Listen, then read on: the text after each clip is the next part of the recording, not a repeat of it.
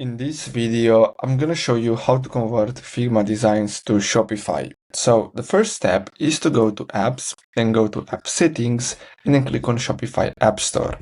Now, once we do that, we're going to have to search for Figma, and then from here, we just have to use an app.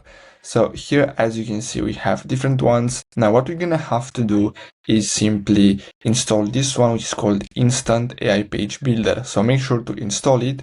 Now, after we do that, what we're going to have to do is simply go to Instant official website. So when we go to Instant, we're going to have to click on Start for Free, and then choose we have a Shopify store. So we just have to click on Continue. And as you can see, we're going to get redirected here.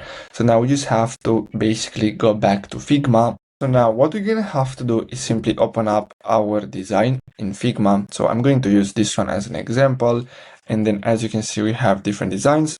So we're going to have to basically open the plugins. So here we have Figma to Shopify with Instant. So you just have to simply click on Generate Prompt.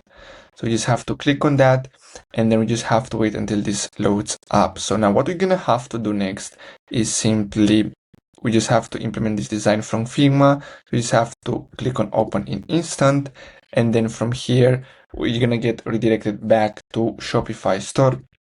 So we're gonna have to open it and then simply paste that code into Instant.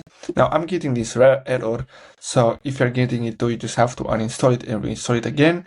Now once you do that, we just have to go to Online Store, then we just have to click on Edit Theme, and then choose where we want to add this Figma section. So here we just have to choose, so let's say the header, so we can add it on a section, then go to apps, and then here you should see Instant, and you can choose the one that we just created from here, and it will be added automatically to your Shopify store.